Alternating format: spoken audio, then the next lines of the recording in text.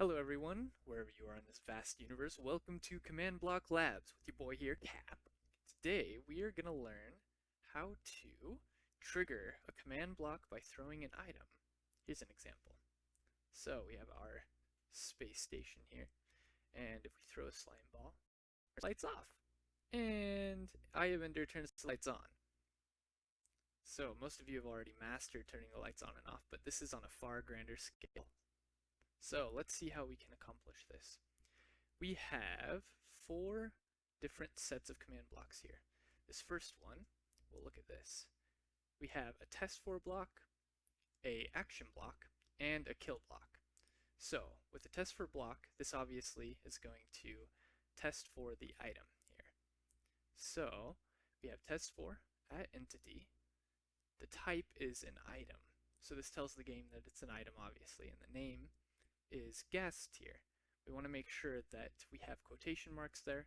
We don't want to put an underscore with most commands. This needs to be set to repeat and always active.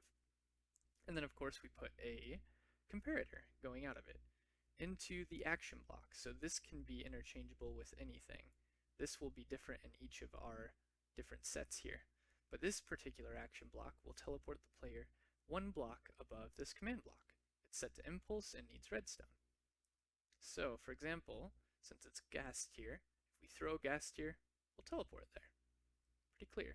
But, as you can see, there is no gas tier behind us because there's a kill block here.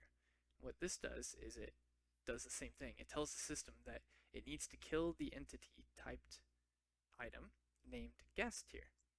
And that's obviously chain always active. So, alright, that's the boring stuff out of the way. So now for some application.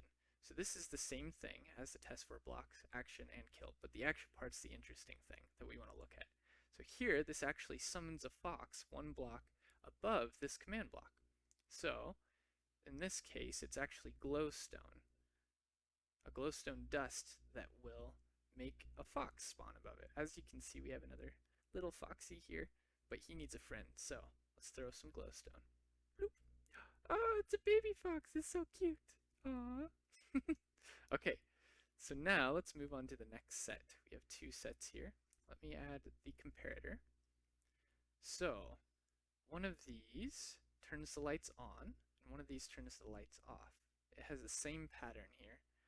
So it checks it, it does something, and then it kills it. So the thing that it does is it fills the area, and all of this fancy just squiggly lines tells us where the area is. And then we have sea lanterns, so it takes the sea lanterns and replaces them with a lapis block, or vice versa. One thing that we need to keep in mind here is that the 1 has to be there. Normally, if we're doing a give command, /give player sea lantern, we don't have to add the 1. But here we do have to add the 1. And don't forget replace, otherwise it'll just fill the entire area with sea lanterns, which would really suck. Okay, so these two do the opposite. One turns them into lapis, one turns them into sea lanterns. So now we can just throw them down. Bloop. And everything in the room turns to lapis. And gas tier changes it back. Pretty cool. So if we wanted to connect it to the rest of the ship, we want to add Slimeball and Eye of Ender into the command block here. So instead of gas tier, we want to do Eye of Ender here. And it doesn't matter that it's lowercase or uppercase, that really doesn't matter. And then for this one, of course we do the opposite, slime ball. Okay, cool. Alright, now it's hooked up to the rest of the ship. So everything turns off, everything turns on, hypothetically. Alright, that's everything. Get out of my lab so I can sleep. Command blocks. Yeah, cool explosions, fiery things, and intros that look like science-y bits.